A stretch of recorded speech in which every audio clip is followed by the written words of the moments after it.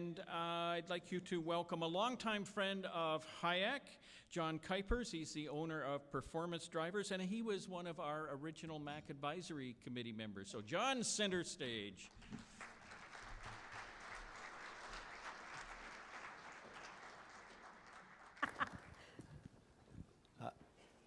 Thank you, Greg. My name's John Kuypers, and I am a management consultant and a leadership coach.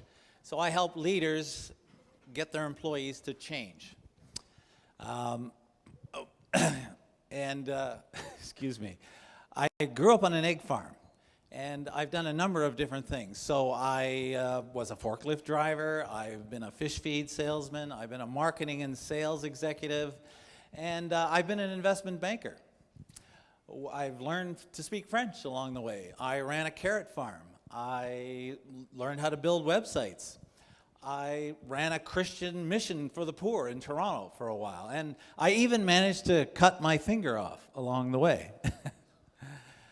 In the 1980s, I made the Bloody Caesar drink famous. And I have a business degree from Wilfrid Laurier University. What I really want to do is change the world. And they tell me here that I have just 5 minutes in which to do it. 4 now. 4. And so if you would agree, boys, tonight to make one change, then I will be able to go home successful and retire today. Are you up for the challenge? Sure, good. Well, I've seen a lot of change along the way, and I've helped others change as well. And one of the things that I've learned is that no one really likes change, especially if it's imposed on them. But the fact is that we live in a time right now of rapid change. Things that a lot of you, the younger guys in particular in the room, use all the time: Facebook, YouTube, iPods. These things didn't even exist 10 years ago. Now they're among the most valuable businesses in the world.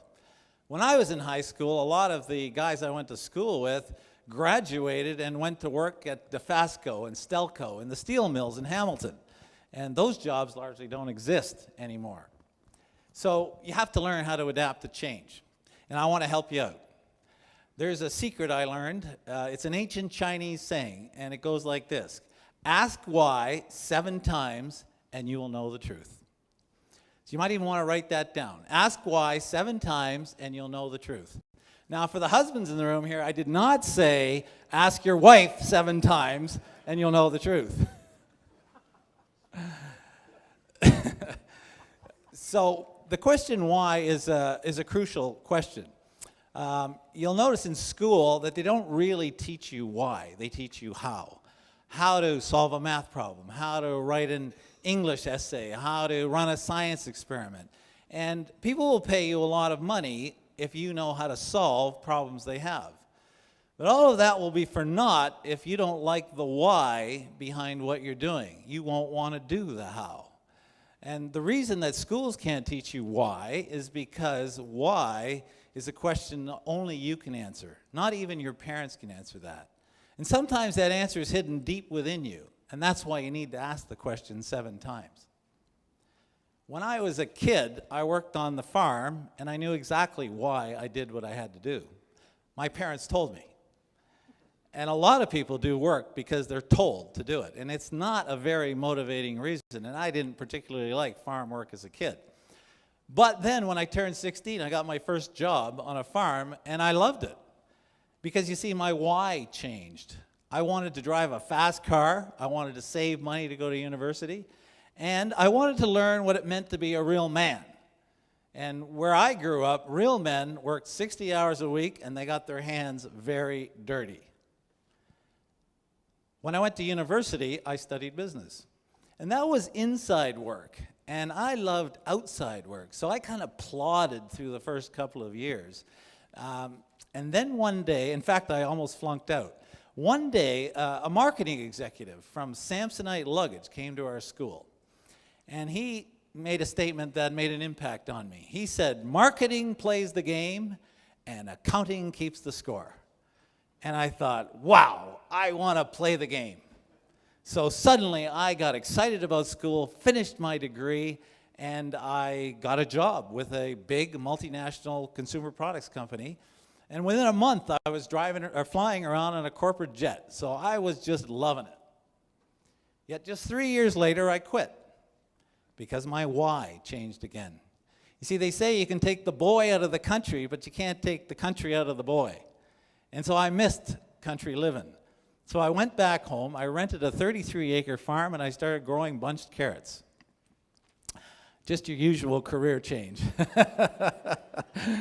And so I poured $10,000 of my own money into it, and I borrowed another $20,000, and off I went. Well, one hot July summer day, a wicked wind and sandstorm came along and just wiped out half my carrot crop. And I was facing bankruptcy. So I had to dig down deep, and 4 months later, 80 hours a week later, I paid off the loan and I went back to corporate life. And I had a new why. I wanted to get married and I wanted to settle down. And so that's what I did. And over the next several years, I climbed the corporate ladder. But when I was 41, my best friend in university died of a heart attack. And I believe, well, he was a workaholic, and work killed him. I believe he didn't like his why.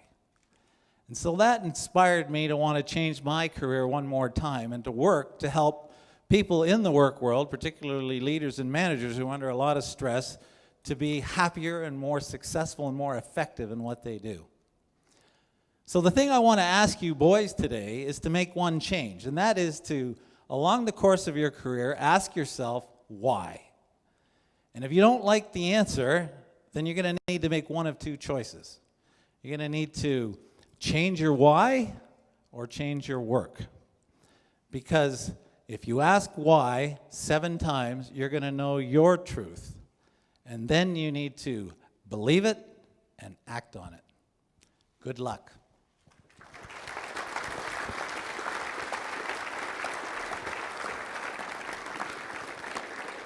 Follow me. Thank you, John. Now, I was a little remiss. In the first 2 spotlight speakers, I forgot to bring the thank you gift and card up. So rest assured, though, that they have been delivered their little gifts. So, John, on behalf of everyone here, thank you very much. You're welcome, Joan. My pleasure. So, just so everybody knows, John has a long-standing, well, John and Halton Industry Education Council have known each other for a few years now. We've worked together, and it's been a slice. And thank you very much. You had a great story, very interesting, and I even learned a few things that I didn't know about you. Voila. So thank you very much. You're welcome, Joan. Thanks. And continuing our focus on spotlight speakers.